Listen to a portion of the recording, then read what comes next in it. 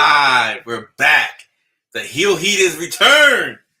The results for the Money in the Bank 2002 is here. 22. It took us back 20 years, bro. My bad, man. Too. I had to do something. I just forgot to. Whoops. All right, with me tonight is SmackDown Liv's bodyguard, Benny. Mr. Love and Thunder. Let's say nothing. Jay. Love, peace, and chicken grease. And me, Paulinho, or like my girl likes to say, pulling hose. I'm like, yo, it's Brazilian. She's like, I see pulling hose. I'm like, there is no E or S in there. How'd you get hose? She's like, H-O. I'm like, oh. I'm like, damn. I was like, jeez. All right, fellas. So, years, bro. Let's get this going. Share this out real quick. All right. So, start off. Money in the Bank. Overall, without getting into details of the matches or anything like that, spoiling for anybody, because it's already Friday, probably already seen it or that. But overall, what are your thoughts on the show itself, with itself in general?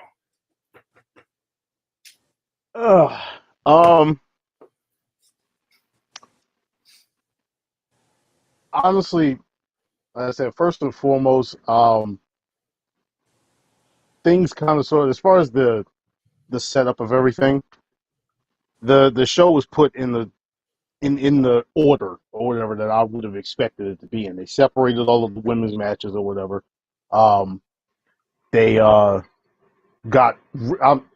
I don't want to put it out there like I'm disrespecting Lashley or Austin Theory like that, but they got the mid-card title out of the way early. And they put it kind of sort of in the death spot, but it's still kind of delivered at the same point. Honestly, aside from the negatives in the women's Money in the Bank match and the fact that nobody was really majorly into Ronda versus Natalya, the pay-per-view was fine. Like, I don't have any major qualms with it. Like I said, outside of like little nitpicky storyline-wise stuff. But like I said, aside from like some of the stuff that went wrong that should have gone right in the women's Money in the Bank match, like I don't have too many qualms about what went down. Jay? This show had no business being as good as it was. Like, I've spoken to several people that are both casual and consistent fans, and everyone collectively said, like, this card looked boring as hell, but this show kind of slapped. And I don't necessarily know why. Like, I think the show was everything I expected with the finishes that I didn't expect. And I think that's what made it good for me, is that most of the finishes were better than I could have anticipated. Like, you go match by match, like, you can critique every single one, and we're probably going to end up doing that. But it wasn't, overall, like, the crowd was hot. And I think that helped.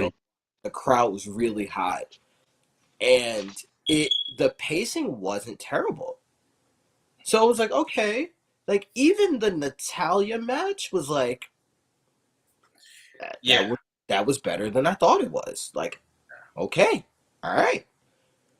But I think everything kind of, for not having a world champion and not having really your marquee guys on the card, like, the show delivered.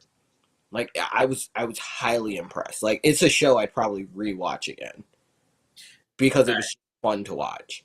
So on Saturday, I was with family, and we were watching part 2 of Stranger Things, season 4, while this was going on. So let's just say I was having trouble watching the Money in the Bank but also watching Stranger Things.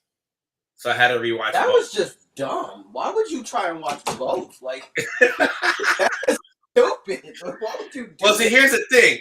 Obviously, you know, because you already saw it. There's certain parts where you can like just listen to it and not have to worry about watching it. Like, you know what I mean?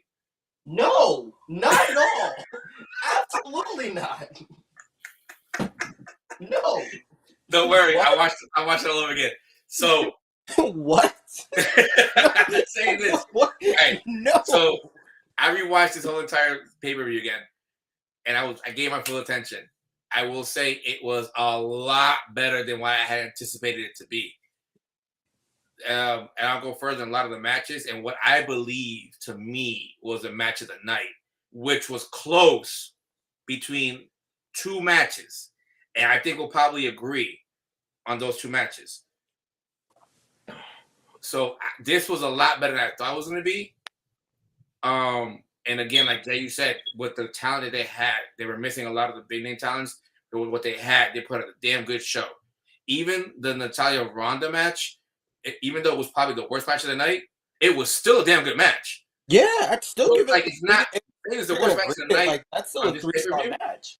You're not taking too much away from it because it's like it wasn't that bad of a match. And another pay-per-view, it was probably one of the best matches. Because I'll go into further detail when we get to that match. So let's start with the first match from pay-per-view, which was the Women's Money in the Bank, which was one, you two guys got it right. It was Liv. Liv won it. Y'all were like ecstatic. My phone kept buzzing and beeping off. That's how you knew something happened. He's like, okay, something happened. Yeah. What are your guys' thoughts on the match before we talk about the result and the winner? Jay, you want to lead that? You want me to go? No, I'll start. I was hoping you let me start. For a match that was botch filled and somewhat clumsy, and the person like the gimmicks really didn't match up, it was actually really freaking entertaining. Like, it's usually like you expect a women's ladder match. I'm like, oh, this is gonna suck.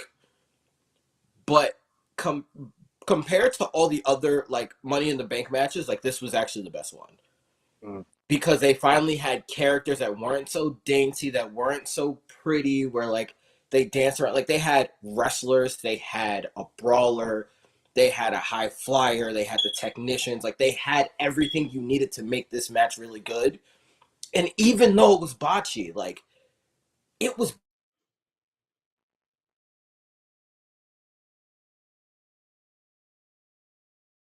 You just lose, Jay.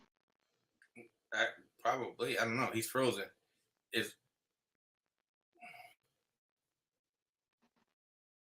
We lost Jay. Yeah. I was giving him a second to come back in. Yeah. All right. In the meantime, let me give you my thoughts on it. The match. All right. First and foremost,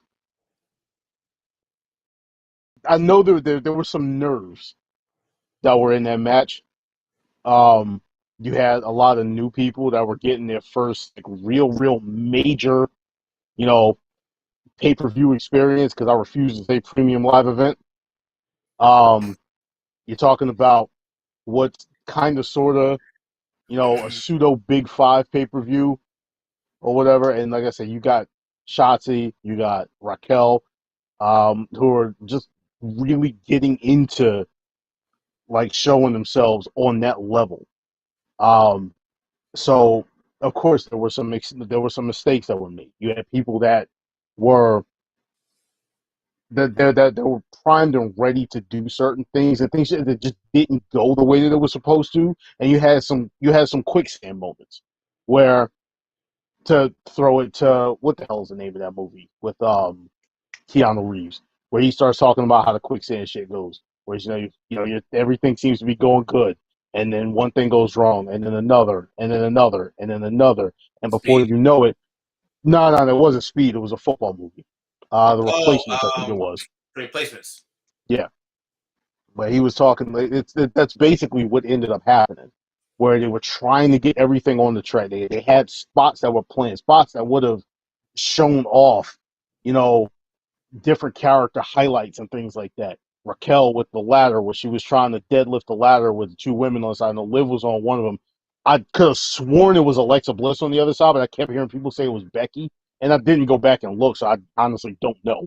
But the way the ladder was set up and where she was standing, and the weight wasn't evenly distributed, so she couldn't deadlift it right or whatever. So, like I said, there was stuff that was happening in the match that wasn't really working the way that it was supposed to. And even though, like I said, that match went the way that it did, you're still going to remember the end of it because of the fact that the spot that ended the match went off perfectly. Absolutely perfectly. With Liv's ladder getting tipped over, her balancing on the top rope, pushing herself back up, and then knocking Becky off her ladder and climbing up. It was executed perfectly. So for what is worth, like I know they themselves wanted to go out there and do a hell of a lot better than what they did. But to be completely honest with you, like I said, as long as nobody was seriously injured in that match, for every single one of them, like me telling them this is gonna mean much of anything, but just take it as a learning experience. Yeah, I say the same thing too. Like the match was good. Yeah, there were botches there, but the fact that some of these probably women haven't had ladder matches, or if they have, it's few and it's like a one-on-one, which is different when you have like when it's 7 of you.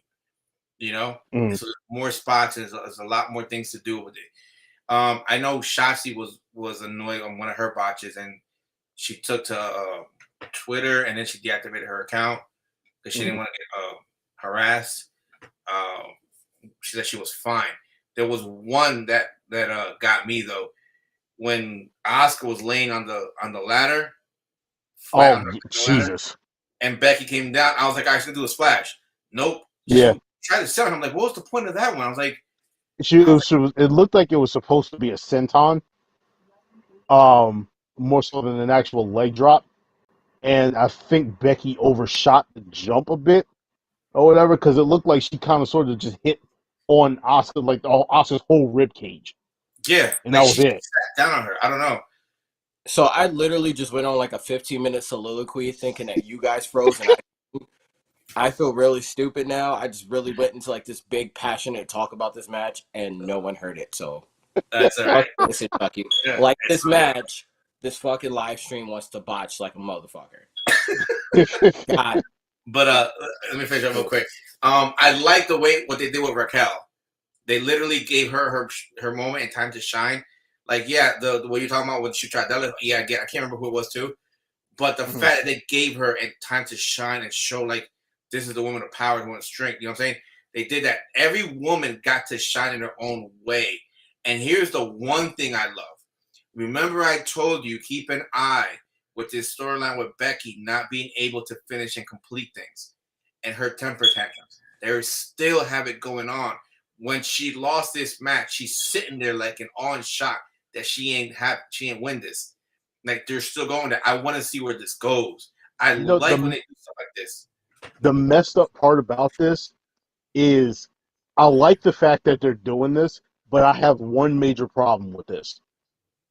It overshadowed that issue. No, it's not that. It's not that, because that to me is fine. I don't give a shit about that. Because Liv had her moment later on in the night. I don't think it overshadowed the Liv thing. I think it's something you Liv won it, and then on the side you see that, you know. It's not even that. It was the mic part. The fact that they turned on the mic and you could hear everything she was saying. The issue that I have with what they're doing with Becky Lynch right now is the fact that this exact thing is what I was saying I wanted them to do with Charlotte. Well, I said Charlotte this about a year ago. You want me to get invested in Charlotte Flair? That's how you do it. Mm-hmm. Well, you give me a character arc with her that I can get invested in. Now, I'm not going to turn this into a whole thing where we start talking about somebody who's not even there. But what I'm saying is, I'm seeing this character arc, this story being told that I wanted done for this person that's over here, being done for this person that's over here. And I'm not really liking that. But other than that, I'm like, I'm good with it. Okay. What I was trying to say before the stream decided to rudely interrupt me is this is one of those matches that it's I guess the best way to put it is beautifully broken. Like, it was botchy as hell, but I loved every botch. Like, I bought into everything. And people need to leave Shotzi alone. Straight up.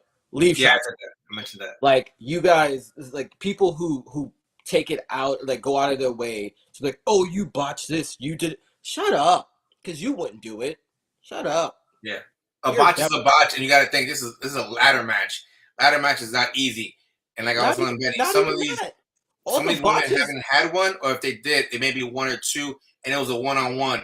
When you have it with 7 women, 7 other people, it's different. It's a whole different animal.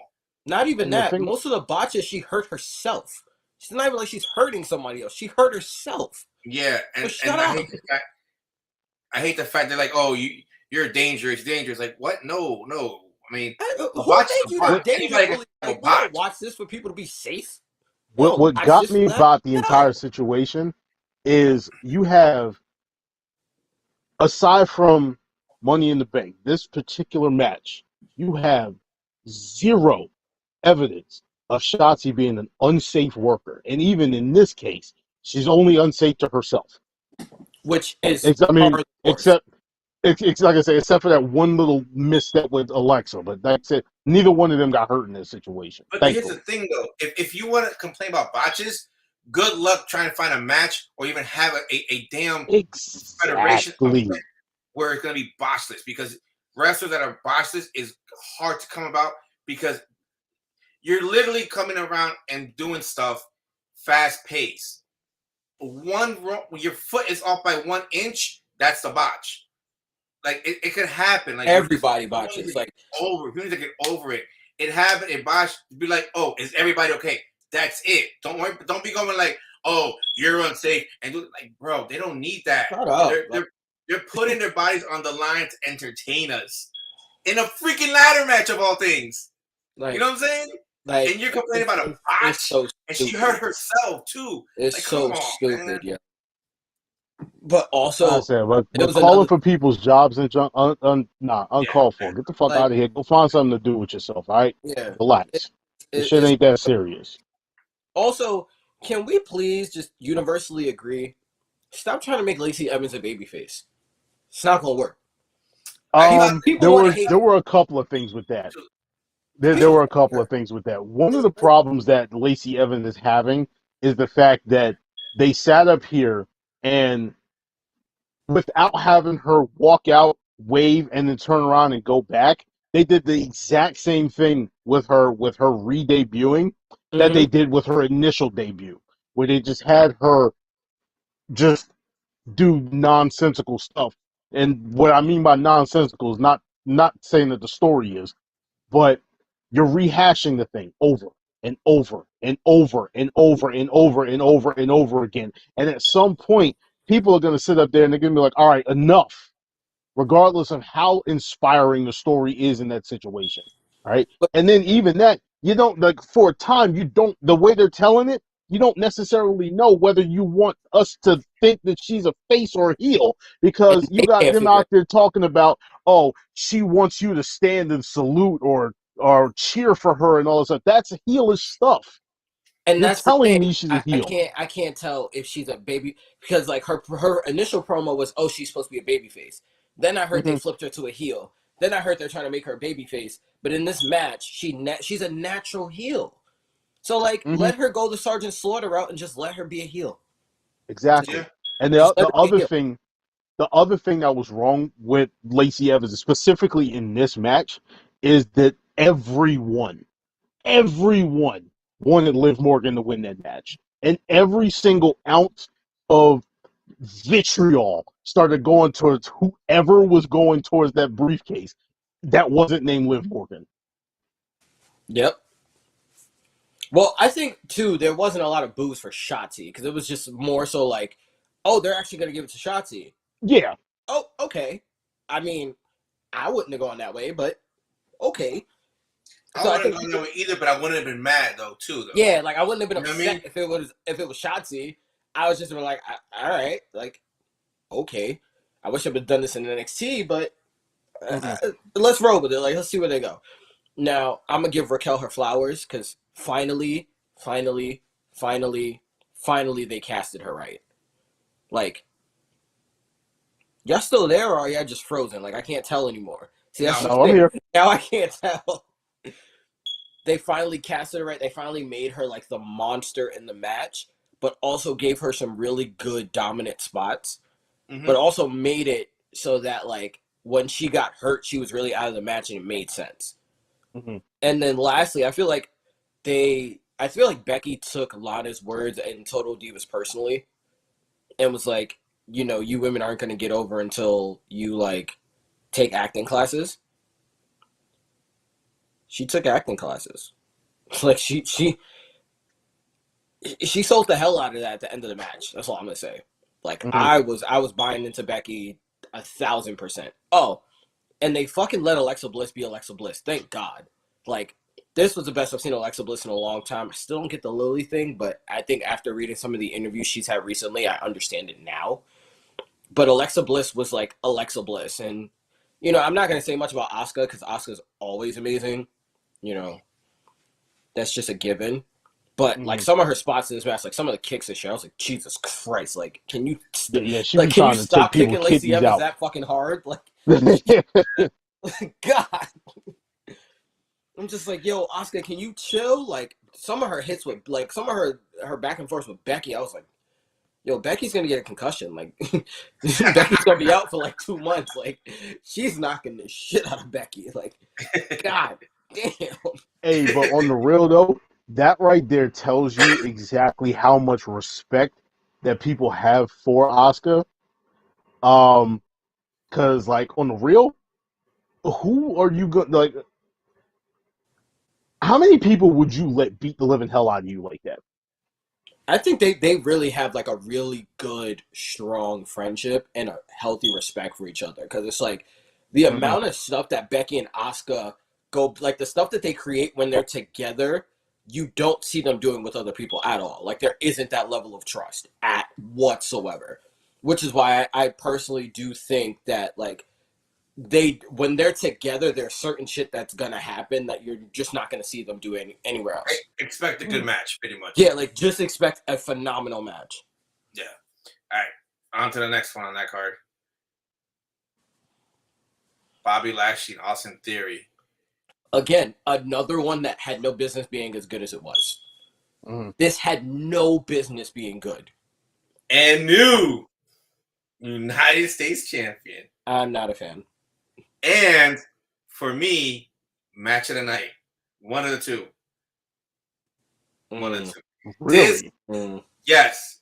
The reason being, when we were watching this, if you're to watch this match again, watch Austin. Austin Theory in this match impressed me a lot.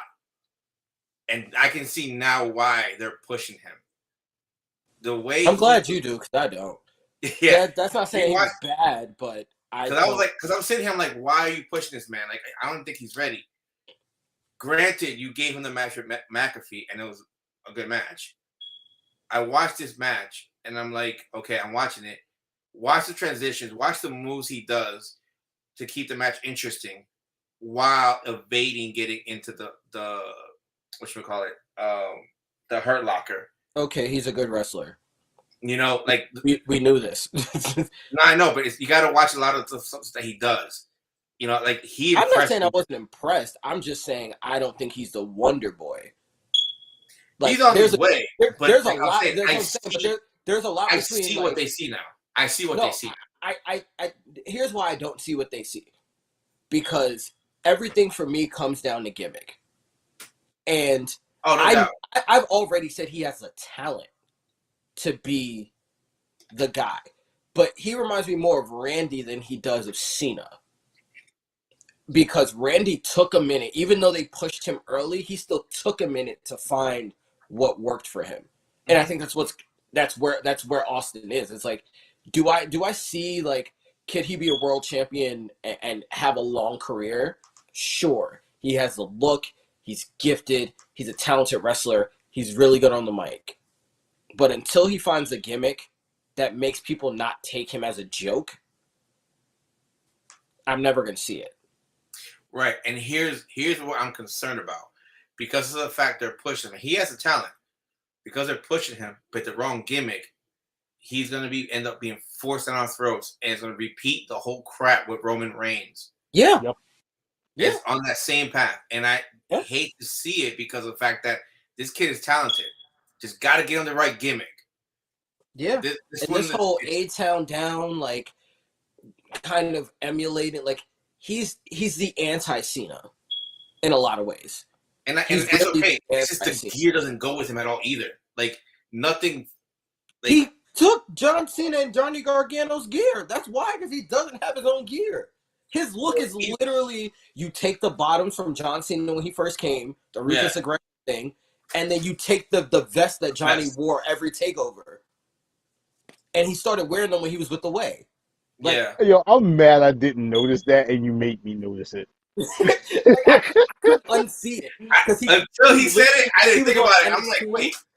He was on NXT and did the tag match, and then came on Monday wearing the same gimmick, and it was the Wolverine joints.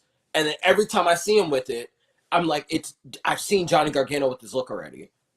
That's why it bothers me, because I've seen Johnny do it already. Yeah. So that's my thing. It's like, and then his finisher it's anticlimactic, because he does the whole thing, and then he does like this weird stunner knee strike. And because there's no pop to it, and it's almost like he has to protect the person when he does it, it's really anticlimactic. It's like AJ Styles when he does the Oshi, where Adam Cole did the Oshigoroshi, where it's like, okay, like, it looks cool, but it doesn't look like a finisher. It looks like a signature. So, like, I hope he does something else, but, I mean, again, like, this match to me was Austin Theory's best to date. I will agree with you on that. But I still think he's maybe too. I know they're going to put the world title on him pretty early. I just hope they give it another 18 months. Like, how early you thinking? I'm thinking right after the match with Rock. Honestly, I think he's going to cash in at WrestleMania. I think he's going to cash in at Mania. It's a personal thing. I think he's going to cash in at Mania. Yeah. No, I think. Well, we'll get to that afterwards when we get to the ladder match, obviously. But I mean, again, I also don't think that they really gave him a good, not a good, but a fair run with the U.S. title. It was okay. And it was okay, but the problem is that the mid card is so bare that I couldn't. I think what the case is that I think this is the point where creative is like, okay, Montez is ready. We're going to start to push him as a single star. But we can't put a title on him if the champion is Theory. And we can't put a title on him right after Theory. So we need a guy that's going to be formidable, that's going to kind of put some luster back on that title, that's going to make it look really, really dominant, especially with Roman being part-time. And then we also need something to do with Bobby while the whole Roman thing shapes itself out. So it's a win-win, but I do think this was very much we need to put the title on a strong superstar, so that it's kind of when Big E beat Bobby Lashley for the world title. It was like, it meant something because he beat Bobby. You know what I'm saying? It's going to mean something when Montez beats Bobby. That's kind of how I see it. That's why I was like, this match, but the match itself was so, like you said, the transitions, gorgeous. The selling, gorgeous. The ring psychology, sublime. Like, I bought into every second. And then for Bobby to get the hurt lock, and I think the swerve is that it's like, there's no way Austin Theory's losing this title. And then for him to tap out was like, oh shit. oh shit, okay, they're wow, they're putting the title back on Bobby. Like, okay, Yeah, and what I so like is and it in made the form of the match, it made sense, especially because like he speared him and everything, and I was just like, yeah, he's stealing moves, like, okay, and the fact that he almost hit him with the Dominator was what got me. Like when he picked him up for Yeah. the Dominator, I'm like, oh shit, are we doing like the OG Bobby? Like he's about to murder this man. But like the fact that he reversed literally everything was like, okay, so he's actually a really good wrestler. Got it. yeah. Got it. And I like that they teased it like in the beginning. The Hurt Locker on, they put him on him, and then he just like slid down, like bam. You're like, oh shit, so he can get out of it. All right, so that takes out. Well, that's gonna be interesting, you know. Mm-hmm. Bobby's gonna have to put some hurt on him before he can put the Hurt Locker on him, so he doesn't slide out of it. But we saw how it ended. Benny, your thoughts? Nothing real too crazy with it. Considering the fact that afterwards, like at the moment, I'm like, why? What the hell? Why did they do this or whatever? Like I thought Lashley was going to win the match, but I was like, I thought he was going to end up winning by DQ or whatever, or something like that. I didn't think they were going to change the title. And then I'm thinking to myself, and I'm hearing, some of the other content creators out there saying like, oh well, the reason why they did this was more likely because of the fact that you don't have a dominant looking champion out there or whatever on Raw because of the fact that Roman has that title and Roman's part time. So now your top champion on Raw is a guy like Bobby Lashley, even though that top champion is just the United States title. It's not the World Championship.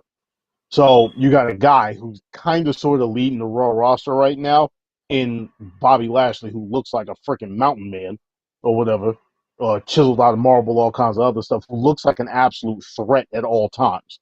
So you have some type of credibility being brought back to that title, especially considering the fact that Lashley's a former world champion. Um, Match wise, like I said, to be fair, and this is probably because of the Street Profits match, I don't really remember a whole lot from this match. That's why I said match. Um, yeah, that's to say, it's probably because of the Street Profits match. Like, I don't remember a whole lot from this match or whatever. Like, I know, like, Austin Theory was doing his little chicken shit heel type thing, slipping out, petering away, powdering when they were like, I don't want none of this and all kinds of other stuff, and then doing this little heelish stuff. I know he went for the eyes at one point when Lashley tried to pick him up for the Dominator. That's how he got him with the spear at that point or whatever. And like credit to Austin Theory, dude did the Lashley spear perfectly. It was almost like he actually stole a finisher in 2K. Like he had the whole roll with the spear and everything. It was hilarious. But like I said, it and this is gonna tie into what happens later on in the night. Um, but there was like him losing this match should have had some storyline implication into him ending up in the money in the bank match later. And like I said, when we get to that, I'll continue my little spiel on that. But like I said, good match overall, from what I actually remember. And new United States champion.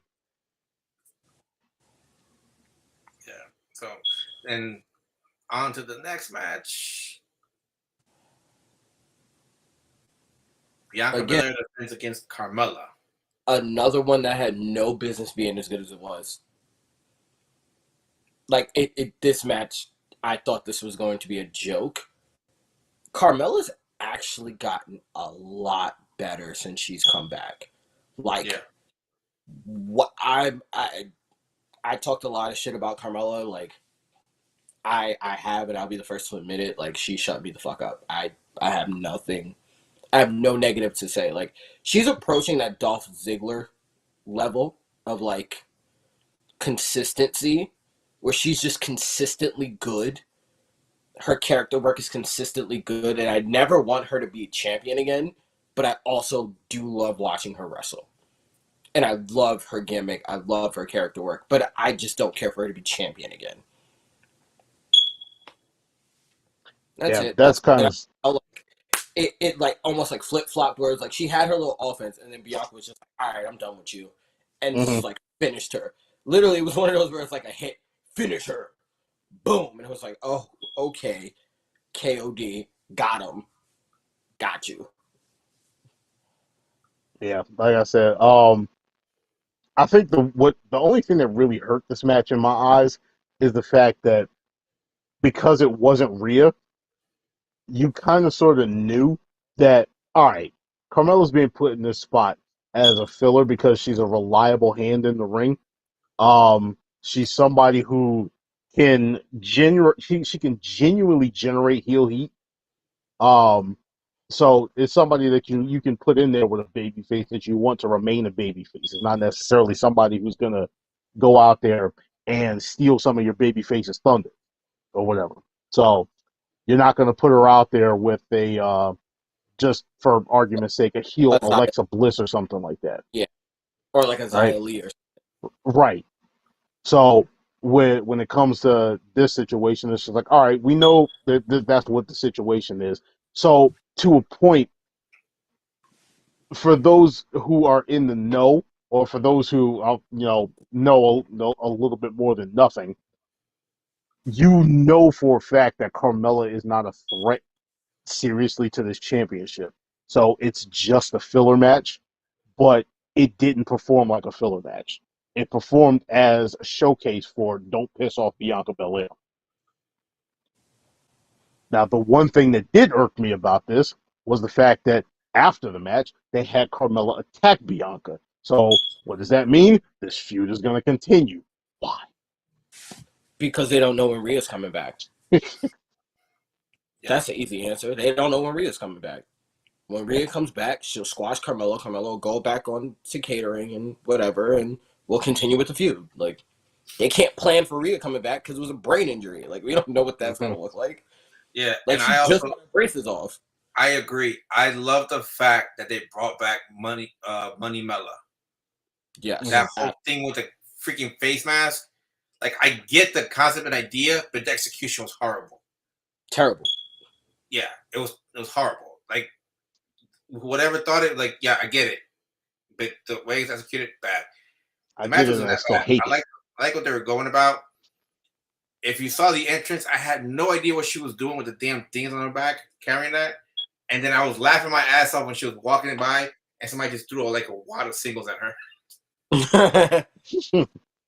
I was like, oh, that's fake money. I was like, oh wait, hold on, those are Washingtons. Somebody threw actual singles at her. Damn. Mm-hmm. I was like, okay. I was like, whatever. That's your money. Do what you want, you know. But I see where they're going with this, and I'm okay with it because they're finally giving her a good run. Unfortunately, we saw this already in her initial run. But again, Mella right now is better than Mella in when they faced off in that first run of Bianca. Mm-hmm. So I'm upset that they're repeating it. But if they keep having this type of match again, I'm not that upset. Nah, like if they can go out Okay. there and kill it, then okay. Yeah, I'm not that upset because you got to find somebody for Bianca to wrestle with, and I'm okay with this going on to SummerSlam. I'm not mad about that. Nah, not at all. So plus, hopefully, that means Bianca gets to since she only really hit Sasha and Becky with the hair. Like, hopefully, Mella gets a nice spanking. yeah, Real quick. I like. Not gonna lie, I like the tease though, where they teased Mella beating up Bianca and possibly Liv cashing in on this one. Mm-hmm. You're like, oh, Because they cashing on left this the one, camera like, and then on Bianca her. got up. She's not gonna do it. She's not her. It's like they left the camera on her, and then they like you had like that little string of silence, and then you had play Bianca's music. I'm like, oh, okay. I was like, no, don't you dare. I was like, not on Bianca, please. And I played her song. All right, cool. She's safe. I'm like, we good. All right, on to the next one. Match of the Manny, I night. think this is your match of the night. Of the night. This was close, but I will agree because to me, it got either way. I just went with Theory and Bobby.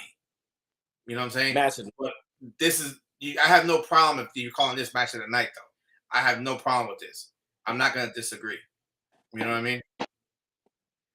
Now, what I'm liking is the story they're going with the Street Profits.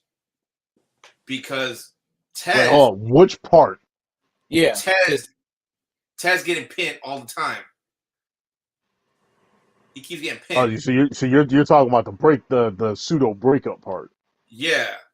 All right, now here's my problem. All right, where exactly, as far as them interacting with each other, because just as, like, they were out there throwing a whole party on Monday with no issues whatsoever, laughing and joking and all kinds of other stuff, but everybody, they're trying to tell us that the Street Profits are not getting along with each other. I think the Street Profits just looked at the script and was like, nah. Nah. That's like we're not doing that. I'm telling you, it's a long play. It is a long play. It's the Rockers long all over again. Hmm? It's the Rockers all over again. Oh yeah, you have to do like the Rockers. You cannot let it be like, oh, that's it. All right, we're done. No, you have to let it play out. That's what I'm saying. The storyline right now is Tez keeps getting pinned. Not Dawkins, it's Tez. As much as I hate it because it's Tez, I think we can all agree we love Tez. Not that we hate Dawkins. It's just Tez is like. But also, it's gonna be sweeter when he starts winning singles matches, because then it's like you keep getting pinned in tag matches, but you can win by yourself. So is the problem you, or is the problem that you're in tag matches all the time? Well, don't forget when they were in singles, was he getting pinned? He was getting pinned too. When they were doing singles matches, I think Street Profits won the singles matches. No, They did. Against the Usos, they did. No, Tez got pinned because the Usos were bringing it up on Tez. They brought it up on, I think on SmackDown somewhere. They brought it up that they pinned him, and Dawkins came in like, try and pin me now, try and beat me, and Dawkins won that singles match. That's what I'm saying. The storyline is Tez keeps getting pinned. Well, I like the way they did this match where, because of the way the cradle was, Tez's shoulder was up. Yeah. So I'm like, all right, they're gonna run this back. Cool. It's one of those, and I like it too because it's a way to kind of keep it going. Where it's like, yeah, he got pinned, but the shoulder was up, so it really doesn't count as a pin, even though I got pinned because my shoulder was up, so it shouldn't count to 3. So it's one of those like, we'll keep playing a little longer. You know what I mean? Plus, it allows for the blow up to be on a bigger stage. Like the breakup's probably going to be on a bigger platform instead of it being on Money in the Bank, where this show is marred by like not having enough talent and they had to move the stadium and all this other foolishness.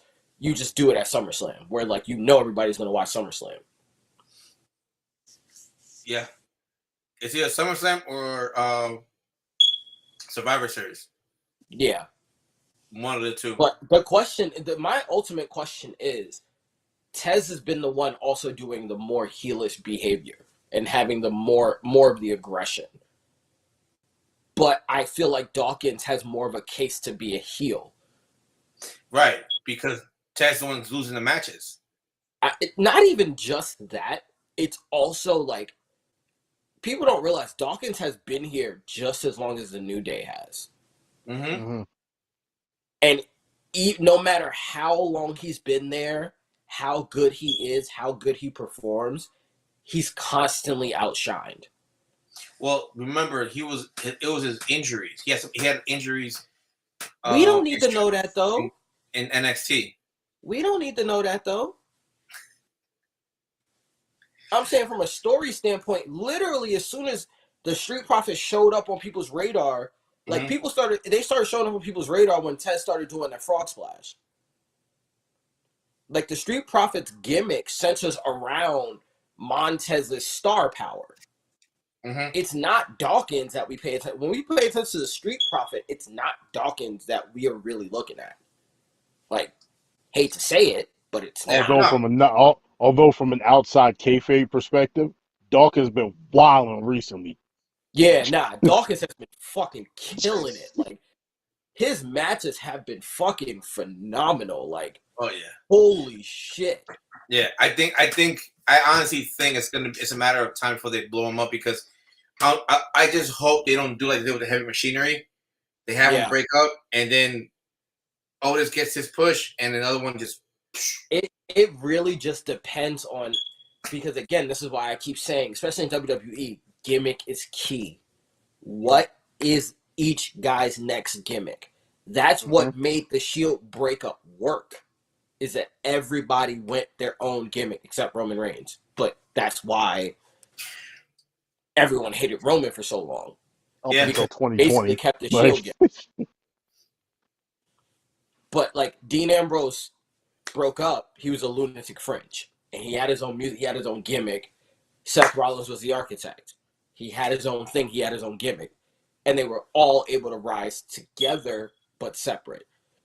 That's what they have to do here. Like, you can't have like him coming out with this gear. You can't have them. You can't even use the song anymore. Really, all right, so that's a crime against humanity. But okay, it is. But It is, but like, I mean, he has a point though. Who's gonna use no, he it? does. He does. like It's a damn good song too. it is. But it's like unless, like for example, if you keep it with Montez, but you remix it, it's always going to be a situation of, is he Montez Ford the single star, or is he just Montez Ford from the Street Profits? Yeah. You know what I'm saying? I think the issue that you're gonna have in that regard, just from me being like former musician type thing, look at the difference between, and this is part of the issue with CFO not being there anymore. The difference between Sami Zayn's old theme and his current one. Yeah. Or Keith So Lee. We'll go yeah, back. when Keith Lee's We one, don't talk about Keith Lee. We don't talk about Keith Lee. We don't. That was a crime against everything known to sports entertainment. We don't talk about Keith Lee. But yes, Keith Lee would be the prime example. But still, like, and this is the part that annoys me, because it's like they would have had natural adversaries. Like, imagine a Montez Ford versus Isaiah Swerve Scott match. Like, following this with Scott being a heel and Tez being the fit. Like, holy shit, that would have been Not even that. Think about this. Think about Street Profits having to go up against that faction against Hit Row. Hit Row, and there was like they're 4 deep. I think the guys are 4 deep or 3 deep. 3 deep. 3 deep. So imagine they have to get help, and you get one more person in there. You can throw almost anybody in there. Drew McIntyre. So he stopped. No. Well, you have to, because you had the big guy. You had the big guy. You know? No. But imagine that though. You know what I'm saying? Yeah, like they missed out a lot with this. But yeah, if that's why I'm happy they're doing the long game, because it gives them time to kind of map out what's next. And hopefully with this whole background noise going on with Vince McMahon, that means he's not in creative anymore. So the creative can actually be creative and do something right with this. We'll see. But yeah, that's my biggest fear with this. But this match, it's not Uso's New Day, but it's not far off. No, this is a heck of a. It was a good match, like I said. But that's what I'm saying. Like, it's not Uso's New Day, which is like automatic 5 stars. This was like a 3.5, 4 though. Like, it was a really good, and more so the ring psychology and the close kickouts and the fact that they fucking gave them time. That's how I know something's going on backstage, because they gave these brothers some time. Yeah. They gave them some time to really work. And I'm like, yo, we need more of this. Like, this is what we need. That's why like the Usos being unified champions, I love, because it was always comparing, like, okay, SmackDown and Raw champions, like, who has the better match? Or you have to have 2 matches for tag teams, and then you have to split the time. Now you have one tag team, everybody chasing this one tag team, and you can have these long, important matches that actually allow for you to tell the real story and allow for every guy to show what's great about them. My only problem is, again, my biggest problem right now is that the Street Profits don't have their own finishers. No. Like, the Usos, we know, like, we've seen them break up, get back together. Like, we know the Usos are not single stars. They know they're not single stars. So we're never going to have to worry about, like, oh, the Usos need finishers because they're going to go off on their own. They're just going to fucking super kick everybody. Like, we know what they are at this point, and I'm okay with that, though. Samoan drop. Yeah, Samoan drop, you know, the kicks, the uppercuts, all the Samoan, level moves. But I know that both guys can go on a single basis. That's not the case with Street Profits. Like they're really good friends, but they're not family. So like eventually they're gonna have to go off on their own, and they need like I see more of a skill set for Dawkins than I do for Tez, and that's my problem. Like you've seen a little bit of it where like you've never seen Tez throw blows. He was throwing blows this match. Like you've seen him do like the punches and the cells, and I'm like, okay, you're starting to see it. Like you're starting to see what everybody's been talking about. They just have to keep doing that, and they have to keep expanding Tez's repertoire versus like, is he going to be a technician? Is he going to be a striker? Is he going to be a high flyer? Like, what is he going to be?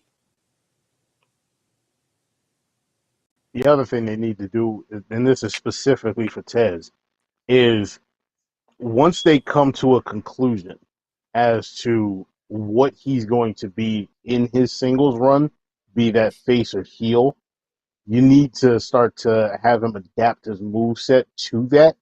Yes. Because his moveset is 1,000% face. Yeah. Yeah. And if they decide to go the heel route, one of the biggest issues, my apologies, going back to Charlotte, one of the biggest issues that people have with her is the fact that she's supposed to be a heel and she's doing all this corkscrew moonsault off the top rope type. That's a babyface move. Like, if you were to do that with Montez, then you kind of sort of, like, his whole mindset and character aside or whatever, you kind of sort of have the same complaint that could be levied towards him. Right. So you would have to have something like, a little vicious when it comes to a finisher or like a signature setup move or something like that for him to start doing, rather than him doing like the flipping senton over the guardrail and all kinds of stuff. Yeah, you can't over the ring post. My bad. So yeah, that's it. Yeah, he just needs to watch some more Eddie Guerrero. Like, I think if they can find a way to merge what they did with The Rock and what they did with Eddie, and find that sweet middle ground with him, he'll be fine. Because I think that's kind of where he is. Like, he has the moveset of Eddie Guerrero, but the charisma and build of The Rock. So you kind of got to find that medium. But yeah, no, match of the night, by far. Match of the night. On to the next one. The palate cleanser. Well, I mean, it has to be, because if you look at all the matches on the card, this is the one you would call the palate cleanser. Like, it really isn't, but because of the card. You know how you go to a restaurant and you get appetizers, and it's like, you get appetizers because you're hungry, but like you don't want to be full, right? And you get the appetizers and you don't think it's gonna be good, but the appetizers low key slap, and you're like, oh fuck, okay. I didn't expect this to be that good, but like this bitch is hitting right now. That's what this kind of felt like. This felt like a really good appetizer. Great. The transition is actually great. Yes. And you can tell that specifically towards the end of it. Oh yeah. Oh, the fucking sharpshooter into the HBK. I was like, where is this character work coming from? I'm gonna tell you that right there. And when Ronda got out of the sharpshooter off of the ring apron and slung Natty into the ring post, the match flipped at that point right there. I was gonna say, it started off slow. It started slow, and like you said, Benny, like right at that point, you're like, oh shit, like yeah, like woke you up, okay. Like, and then like okay, you got me, okay. And then when Ronda really like sold the knee, I was like, wow, yeah, like, she's come far in terms of selling. I was like, okay, like this one, it was one of those, like, it was like a nice little opera clap. Where this was not supposed to be as good, but okay. Yeah. Okay. Think back. And this card is the worst one, but the fact that you can't really call it the worst one because this card wasn't bad. So no. The worst of the card, I don't want to say the worst card, it's the lower graded one, but it's not the worst one. You know what I mean? Yeah. Think back to when we were doing our predictions. Oh my God. Do you remember what I said about this match? that this match is going to be way better than we expect it to be.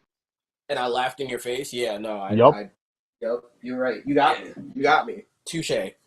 The other thing about this is it's suffered the exact same thing that when I brought up the idea of Carmella with Bianca. You have that in this situation times like 1,000 because of the fact that no one in their right mind would think that Natalya was actually going to win this title. So it suffered a bit, and the fact that it suffered and it still delivered the way that it did, credit to you. Mad credit. Specifically Ronda Rousey, because like I was not expecting, Robot Ronda to deliver the way she did. Like this had me feeling stuff. It wasn't all that. It wasn't any of that crap that she usually does, where she's just like slap, tickle all her stuff and then getting revved up. It wasn't any of that like fake striker crap. It was none of that. They scrapped all of her usual spots and just was like, we're going to wrestle. Like we're doing it, like we're training. And it fucking worked. It worked. And they did good. They did good. And the psychology towards the end of the match. Yeah, the reversals. My goodness. For crap, where did it go? I don't know. Hey, while you're in the middle of doing that, give me like 5 seconds. I need to switch phones because this other one is starting to die. Yeah. But the beautiful part about this match, though, I will say, was that this match was good enough where I could enjoy it, but also it was gravely overshadowed in the best way by the cash-in, because I actually, after the Bianco thing, I wasn't expecting a cash-in. So, like, I reacted when Michael Cole reacted, where it was like, it was a delayed reaction. Like, her music hit, and it was like, wait, what? Wait, what? Nah, this is the tease. Like, nah, they're going to tease this. They're going to let her hold it for a little while. Yeah. And then she comes full-on body, like, flinging towards the ring. I'm like, oh, shit.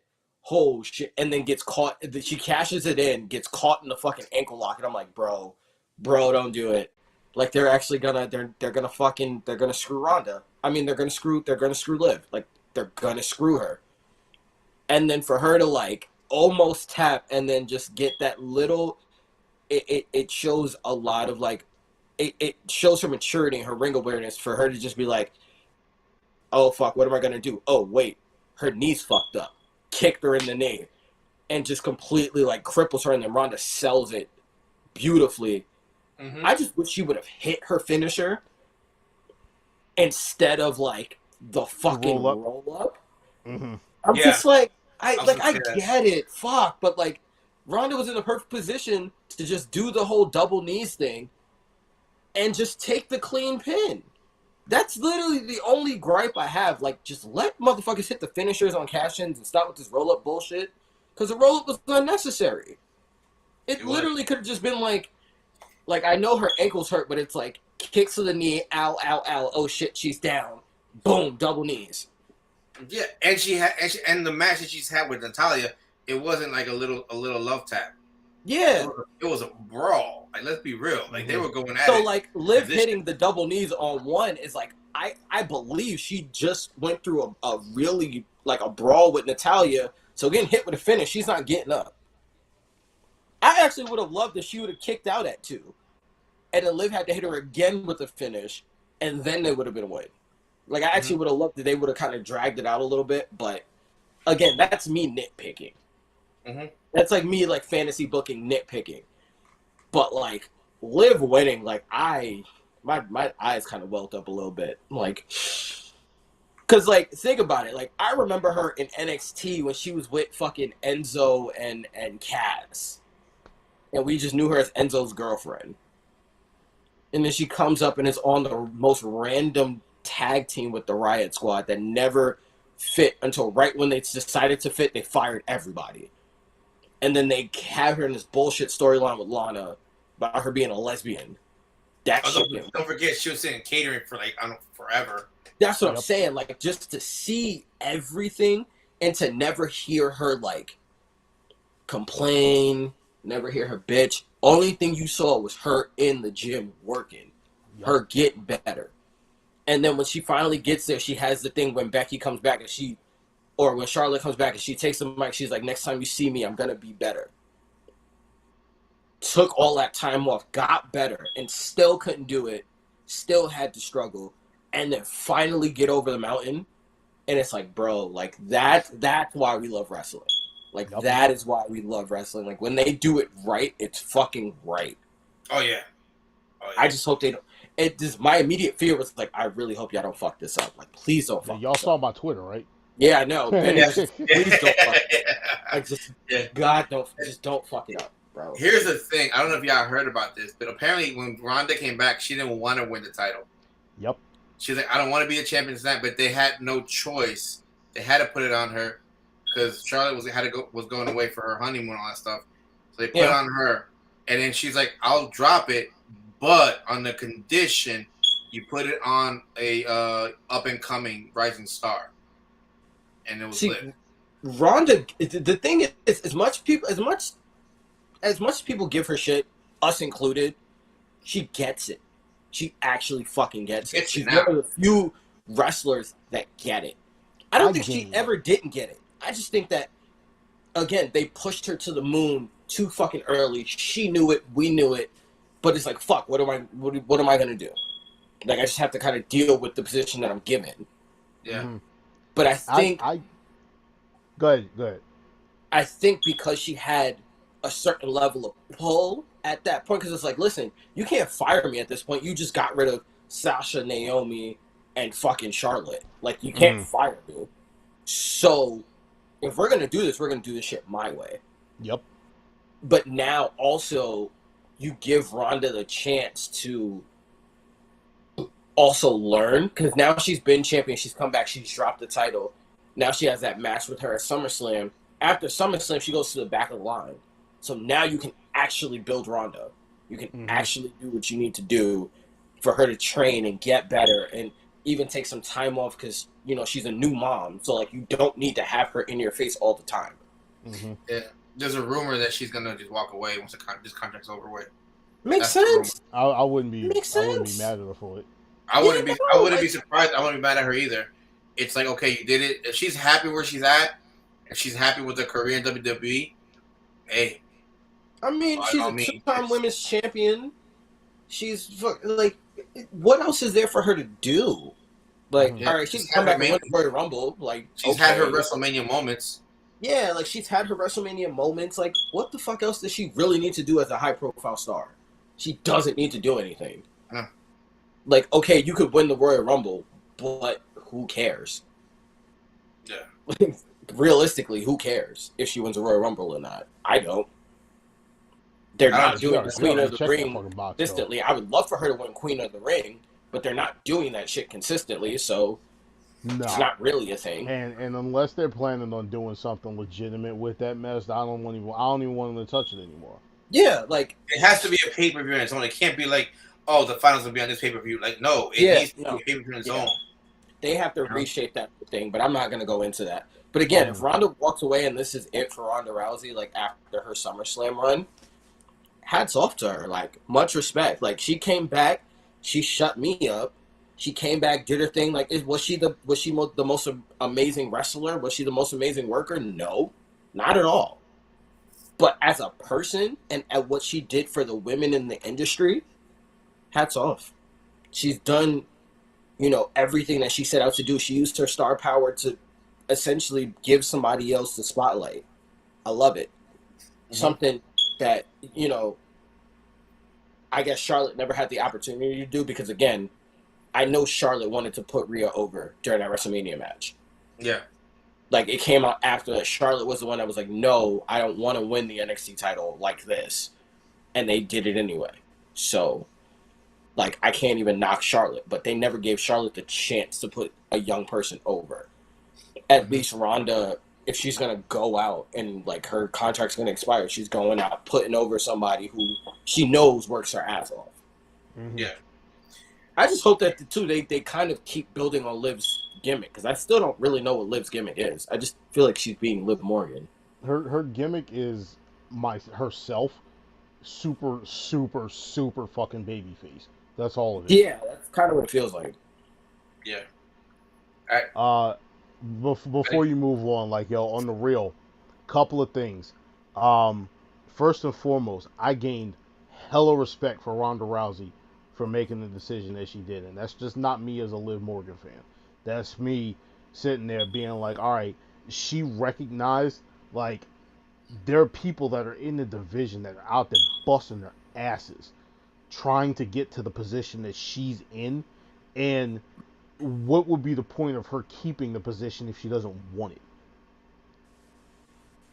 Pass it off to somebody who has been busting their ass, who has been improving every single day that they've been at this, and like do it gracefully. And the thing about it is, one of the other things that actually put me over, like Ronda comes off a little heelish because like she has that look on her face, like she's just an asshole at times. But in this one moment, I don't. If y'all go back and you watch what happens when Liv's music hits, and Ronda realizes what's about to happen, she just like you can see her mouth. Oh shit! Yeah, That's a character moment. It's yeah, just like, all that's right, she sold the fuck out of that. yeah. Yeah. She's just like, oh hell, here we. All right, this is what's happening. All right, let's do it. I'm not gonna sit up here and complain about it. It is what it is. And then she granted, a lot of people will sit up there and be like, "Oh, well, you know, she just lost the championship and she couldn't care less and all of this other stuff." She knew what was good. She knew what it was about. She knew what pay per view she was at. She knew she was at Money in the Bank. She knew that her title was going to be at in jeopardy had she come out some type of injured, not in 100% condition to be defending it. It is what it is. That's what the Money in the Bank is for. Now, my other thing, and this is where I'm starting to call people out. Brian Alvarez, he's a Call him. bitch. Yep. All right. Talk to him. All of these people that are sitting up here talking about, oh, Liv is the super baby face. Why is she attacking somebody right after a match? Like Liv Morgan ain't go through a whole ladder match with 6 other people earlier in the night. All right. This idea, oh, well, people in the WWE have this idea. Well, not people in the WWE, the fans. They're so conditioned that if somebody's been somewhere for a long time, they deserve a championship. No, motherfucker. That's the dumbest shit I've ever. What exactly is the Money in the Bank supposed to be? It is a free shot for someone in the mid card to break through that glass ceiling. That's what the thing was set up for all those years ago when Jericho pitched the idea. It's been like this for years. When Seth Rollins did it at WrestleMania, were you guys crying about it? No. When Randy Orton cashed in, were you crying about it? Maybe a little bit because it was on Daniel Bryan, but no. When Edge did it, did you cry about it? No. Everybody was just like, oh my god, this is awesome. This is something new. What the hell? Why is it that when somebody is completely over with the fans, a la Big E last year, everybody has to have a complaint about the Money in the Bank being used?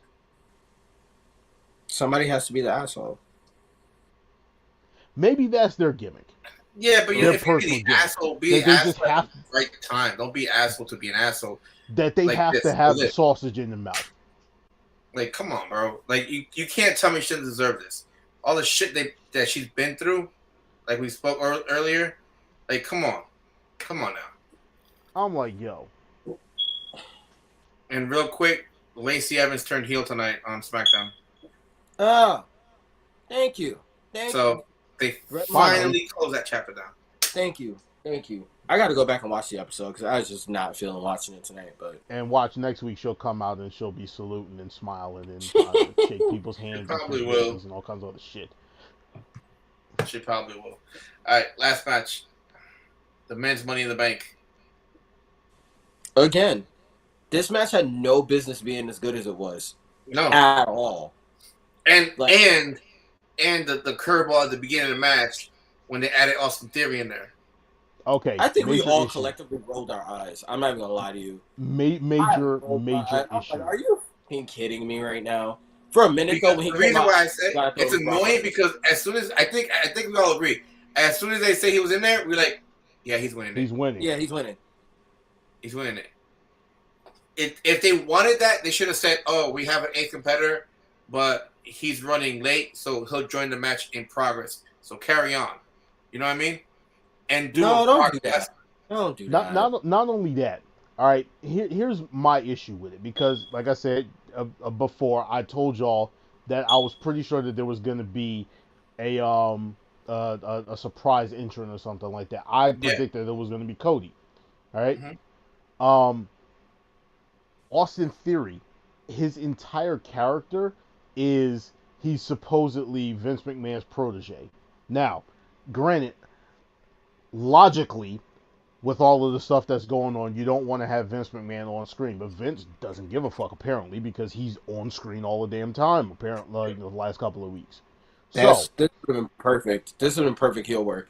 After him losing the U.S. title, and this is where my pet peeve came in that I said I was going to touch on later. You have somebody interview him. You got Sarah Schreiber standing around. You got the new girl standing around, whatever her name is. I would have apologies, I don't preferred if know. it was a guy. Not gonna lie to you. Mm-hmm. I would have preferred Either way, because we don't need Vince McMahon near women right now. No. I ain't talking about that. I don't even want him on screen. I'm just saying in this situation, go have him back there or whatever. He's on the phone or whatever. Instead of taking a selfie, he's actually talking on the phone this time. He's out there. He's speaking. He's like he's apologizing. He's doing X, Y, and Z, trying to give it. He's like, I promise you, if you do this for me, I will not let you down. And then they question him, what's that all about? Don't worry about it. You'll find out soon. Then you have Adam Pearce come out.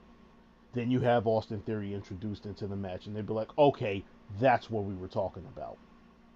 It wasn't just like, okay, Austin Theory loses the United States title. Now, just completely out of sight, out of mind. Next thing you know, he's the 8th entrant into the Money in the Bank match. Or, for all intents and purposes, Austin Theory's a good wrestler. Why don't you just have him qualify for it?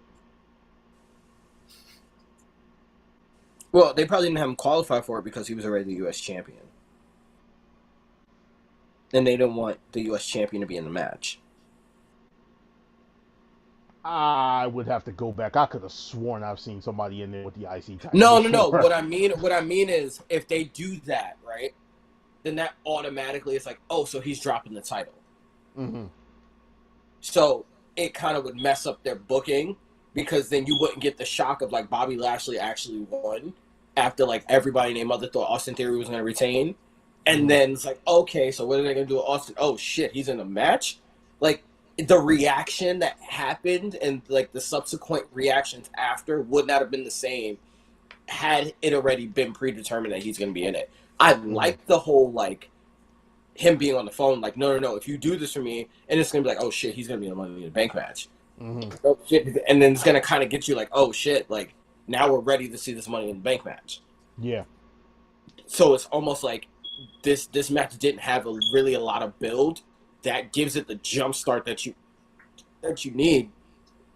Oh, that was gross. That gives you a jump start that you need to be able to really invest in this match. I think the other thing, now granted, a lot of people were looking at the situation like, okay, Drew McIntyre could win the match and, you know, he'll do the ultimate baby face thing. And this is my issue with Becky winning in the women's match, or her potentially winning. He could do the ultimate baby face thing, you know, cash in or announce his cash in ahead of time, you know, Clash at the Castle, that's where I'm going to cash in and, you know, have my championship match or whatever at that point. I'm like, bro, this Drew McIntyre. He doesn't need to do that. It's the same thing with Becky. Becky just walk in, give me a title shot. I don't give a damn how many times I lost. Next thing you know, she has a title shot, right? All right? Yeah, that's kind of where Drew is. Right. Everybody was thinking Seth Rollins, all right? Mm-hmm. Now, I was among the ones that were thinking Seth Rollins as well. Now Seth is in that same category. He does not need the Money in the Bank briefcase.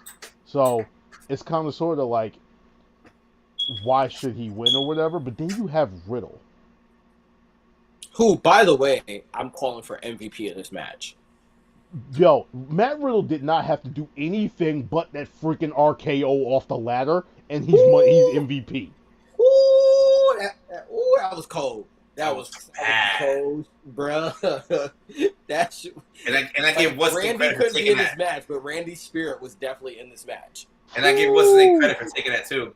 Yo, Yeah, Seth took a hell of an RKO. I am like, when I saw Seth take that, I'm thinking to myself like, bro, this dude, if he is alive, it's a miracle, because it legitimately looked like Matt Riddle was about to take his head off. Here's a funny thing. Don't forget, there's that one, and there's the RKO, like that Randy got him off of the curb stomp. Yeah. So, why one of my favorite moments of the match was when they literally all got in there, lifted almost up, and threw him. Not I put him down. They didn't powerbomb him. They literally threw him. Like, if y'all don't believe it, go watch it. Because I was like, oh, they're gonna just let him go. They stepped back. I was like, no shit. I was like, and then I was like, oh, and they had good distance too. I was like, damn. They almost threw this man over the table, yo. Whoa. And I was just like, yo, I'm like, I get it. Because there's, like, you look at who's carrying him. I'm like, yo, those are strong dudes. Riddick Moss, Drew McIntyre, Sheamus. You know, those three right there, they're strong. So you add in, like, you know, everybody else in there. And then, like, when I saw them they carry him, like, they got him up. All right, cool. They're strong. The way they got set up, all right. And then when I saw him, like, literally flying, I was like, oh, shit. I was like, yeah, that was almost a botch. That was 100% almost a botch. I was like, yo, I give credit to almost because of the fact he trusted them. Yeah. He is a big dude. And to take him off of that, he has to trust them. So I give him credit for, like, trusting them and, like, just taking that bump, bro. That bump, whoo, I give him credit. That was like, damn, I like that one. That was one of my favorite ones. I mean, also credit to Riddick Moss. Like, I completely slept on the man. He had a pretty damn good showing in this match. Like, do I ever think he's going to be a world champion? Absolutely not. No. But could I buy him now as, like, a mid-card champion? Like, a legit mid-card champion? Yeah. Or like a gatekeeper type. Like, you know what I mean? Yeah. Like, but he's still got to win a little bit. Like, I mean, you could probably put the belt on him, like, in a tweeter, like to give somebody a break or whatever. Mm-hmm. You know what I'm saying? Like, okay, but, like, you know, like, you can say, like, trust him. Like saying, like, oh, you did good work for the last 5 years. We're gonna give you like a short one with the title. Boom. You know what I mean? Like something like that. You know? Yeah. And I wouldn't be mad about it. No. He's been impressing me a lot lately. Yeah, like that brother can go. And of course, Sami Zayn just being Sami Zayn is just like. Yep. Yeah. Oh my God. That Chef's moment when Omos is just destroying everyone and Sami is just like hiding behind the ring post. I forgot who it was that they were wrestling. Like the random fucking Halula kick out of nowhere. I don't even fucking remember who he hit. Holy shit. I think it was Omos. He kicked the holy high hell out that motherfucker. Like his Halula kicks are nasty. Yeah. I'm like, I haven't seen Sami pull out a Halula kick, like really, really wrestle in a minute. So like for him to just bust that one, I was like, oh, god damn. Like that one was woo, okay. Nah, the fucking the spot with Seth and Riddle was Seth almost tried to get Riddle on the ladder with the pedigree, and Riddle reversed it and then hit him with the Broton. Oh, my body hurt for that. Like I felt that one. That shit looked like it hurt bad. Like Seth took some bumps in this one. Yeah. Like, golly, bro. But yeah, like I said, like it was a fun match to watch. Like that's a very rewatchable match, and I was genuinely surprised. I mean, I'll even say the card is rewatchable. Yeah, like I could watch this pay-per-view again and be thoroughly entertained. Yeah. And I Yeah. did not think walking into that night, like I've been telling people, like, listen, I get it. You look at the card, you're like, this is skippable. It's worth a watch, 100%. It's 100% worth a watch. It is. It is. I mean, I'm not. I think we all agree. We were like, what's going on here? We didn't expect it to be as good as it was. We expected it to be like, yeah. You know? So I give them credit for what they did. Like, the creative team, the wrestlers who put on a great show. I mean, I'd probably give it like a 4. Yeah. Yeah. That sounds about right. Yeah. Yeah. So I'm and where things are going, like I said, I think Theory will probably cash it in towards the end of the year before Royal Rumble, if not at Royal Rumble. The reason being, He claiming he cashing in at SummerSlam. We'll see what happens. we'll see. The thing is, the reason why I say it, like Jay saying WrestleMania, I think that I don't think so. I think it's before that because of the fact that you want to be able to have both main titles to be defended at Mania. You keep with this whole both main titles thing, bro. Like, they're not being defended separately. Like, you can get rid of that idea. They're not doing that. They're not doing it. If they were doing it, you would hear about it more. They're not doing it. They're defending both titles simultaneously every time the titles are on the line. When you cash in, you're cashing in for both titles. The issue is right now that what they're looking at and what they're thinking of is just like, oh, well, you know, the biggest possible match that we can do is Rock versus Roman. And if it's the biggest match that we can do, they have to have the championships on the line. Yeah, and it has to be a winner take all. That basically means that all of those titles are going to be on the line. So that's what I'm saying. That's why, like, at this point, the Royal Rumble is irrelevant, unless that's when The Rock comes back. Yeah. The only other thing I could think of is they could kind of sort of pull, like, do you remember back when, and it's a painful memory for me because, you know, the Sting was my man. So, but that time when Rollins was WWE champion and he beat Cena for the U.S. title, and then Cena was just like, you know what, Night of Champions or whatever, I'm gonna challenge you for the U.S. championship. And then that same night, he had the challenge for the U.S. title as well as, or he had to defend the U.S. title and then the WWE title against Sting. Technically, like I said, you can kind of sort of do whatever you want to because you're WWE and you can just make up arbitrary rules as things go on. Say The Rock comes back and The Rock is just like, hey, listen, you know, I spoke to X, Y, and Z, and I have a shot for the Universal Championship at WrestleMania. And he's The Rock, yada, yada, yada. You know, if you smell, arm up in the air, all that good shit. All right? And then the Royal Rumble comes around, and Cody Rhodes happens to win it. Cody says, you know what? Rock, I don't give a damn what the hell they told you promised. Either there's going to be a triple threat match or I'm getting my shot at the WWE Championship. They could just, like I said, because of the fact that it's WWE and they could just make shit up as they go on, They definitely could do that. You can do whatever the hell you want to. They could do that. They definitely could do that and then just have Roman do double duty. You could. You definitely could. That'll be the only way I think it'll be acceptable. I think the only thing is, like I said, because of the fact that you can come up with an arbitrary rule in this situation and just be like, let's just say for argument's sake, hypothetically, Austin Theory comes out, he cashes in the middle of the last man standing match. Right? Mm-hmm. Brock and Roman are both knocked the hell out, and neither one of them are getting up. Austin Theory runs out, he cashes in. He's technically in the middle of a last man standing match and can win the title. Let's just say, hey, listen, it says for a championship match, not for both. That's the arbitrary rule that we're just going to think up at for this point. Mm-hmm. All right. That way, you can, at the very least, again, it's messy, it's ridiculous, but again, this is WWE.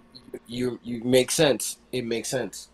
That's the arbitrary rule that we're gonna think up for this point to get one of those belts off of Roman, so that we can set up Cody. Mm-hmm. And I think Because it'll be the WWE title. Like, because I don't think they're gonna take the Universal title off him. Right. That's the one that Roman's been holding since 2020. There's no way in this world that they're gonna take that belt off of him. Not for anything. He's staying on SmackDown. Right. So, like I said, you cannot, after everything that they have done since Cody returned, after Cody went out there and did his thing in Hell in a Cell, hurt. There is no way anyone can legitimately tell me or anybody else that you're not going to let him pay his story off. Mm-hmm. Especially at WrestleMania. Right. If that man is medically cleared, he needs to be in a championship match. And I ain't talking about US or Intercontinental. Yeah. Yeah. Do we still have Speaking of which, I forgot to bring this up earlier. I hope to God Lashley holds that title until Survivor Series and we doing champion versus champion. Ooh, I didn't even think about that. I am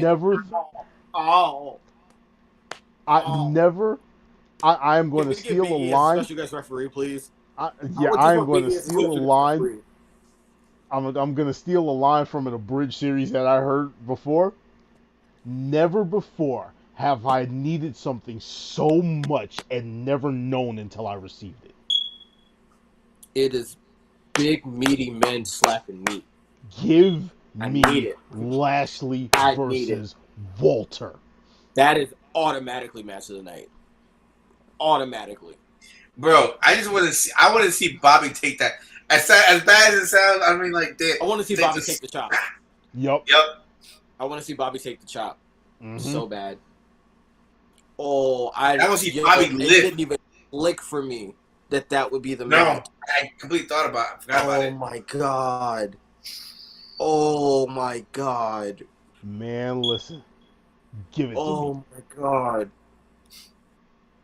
I need that match. Like, I need Bobby to have a run now. I don't care now. Like, Bobby now has to hold that title just to minimum SummerSlam. Just SummerSlam. Like, I don't care what happens after SummerSlam. I really don't. Just, like, I need... You mean Survivor Series? Like, November? Yeah. I mean, yeah, Survivor Series. My bad. Survivor Series. You're good. So that's in what, like November? Yeah. Yeah, fine. Fuck it. Give it to me. August, Every September, bit of it. October, November, 4 months. You can do that. 4 months. Fine. We can do that. They'll figure something out. Just, no, whatever you got to do, just let it happen. Even if you don't have him defend the title and just have him walk around for 4 months, I'm fine. If I know that that's the payoff, I'm fine. Mm-hmm. Ooh, wow! How did I not put that together? Wow. Because Walter, man, and it's just it's quiet, bro. Nah, he just did something tonight. He had an open challenge, and apparently Shinsuke came out, and then his henchman ended up wrestling him and lost. So I guess the feud going forward is going to be Shinsuke versus Walter. Which I'm okay with. I'm fine with it. You know, Shin is Shin, so I'm good with that. Yep. But I also think that they may be doing something with, like, breaking his henchman off from him. Kaiser, or whatever his name is now. But, I mean, the thing is, once you let that one guy go, there was no point in having the other guy with him. It's either or just by himself. Yeah. Or you give him a really, really... Honestly, you kind of need a Paul Heyman type with him. Like, male, female, you need a Paul Heyman type. And Benny's gone. Cool. No, he's back. No, he froze. Instant transmission. Really did. But, oh my. Yeah, they got to figure something out for Walter. because Mm-hmm. if you take out the two henchmen and I leave them one, it doesn't make sense. It doesn't work. Listen, as long as they don't put him with Baron Corbin, everything's all right. Yeah, true. Bro, just because you mentioned it probably will now. Nah, I think I honestly like. You know the lines are tapped. This is I a want new that. app we're I want using that. now. So hopefully these lines aren't tapped. But the last one, they had to be tapped because shit was coming up. Way too much. Way too Yes. much. Like I'm like, yo, didn't we say this like 3 months ago? It's bad when my mom's just like, yo, didn't I hear y'all talking about this? And they doing it. I'm like, bro, it's not me, right? Like, it's not me. It's not just me. Like, something don't feel right. Yeah. Yeah. All right, But everybody. yeah, no, I definitely want to see Baron Corbin versus Pat McAfee. I gotta watch that beatdown that they never showed, that they just showed tonight that I missed. Gotta see what happened there. Yo, Uh, I wanted to see that match too. Like, I'm glad McAfee they're versus doing that too, because yeah. the way McAfee's coming along and the way that Corbin is, he's a safe wrestler and he's like, Mm-hmm. you're good. I can't wait to see what they put together. Like, Apparently, they came at him. Michael Cole's even getting in on it. He was roasting Baron Corbin's career with the Colts until Baron Corbin shut him up and talked about his career with the Cardinals. So like they're getting real with this. Like they're getting raw. They're coming at people's former lives. I'm like, oh, okay. So we're doing this. All right. nice. Any last words, Jay? Hopefully they continue this trend of constantly surprising us in good ways. Yes. In good ways, because if they hit us with a surprise in a bad way just to derail their momentum, I'm going to be very upset. Benny? But again, SummerSlam's looking decent so far, so fingers crossed. Yeah. Benny? In the words of The Rock, finally.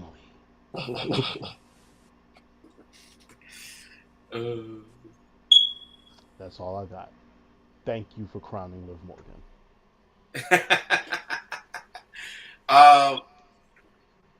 Again, to repeat this one, surprisingly good. Whatever you guys did in creative, keep it up. Shit was good. SummerSlam, I'm expecting a lot to continue. Hopefully they give Liv a good run with the title. She deserves it. Let's see where Bobby goes. I would like to see, like you guys were saying earlier, Bobby and Walter at Survivor Series, champion versus champion. That'll be nice. I'm sure Vince is like, I don't even think he's thought about it yet, to be honest with you. He probably has, man. He probably has. You know, yeah. It just SummerSlam is not too far around the way either. So we'll see. Thank you for joining us. It's been a pleasure. Until next time.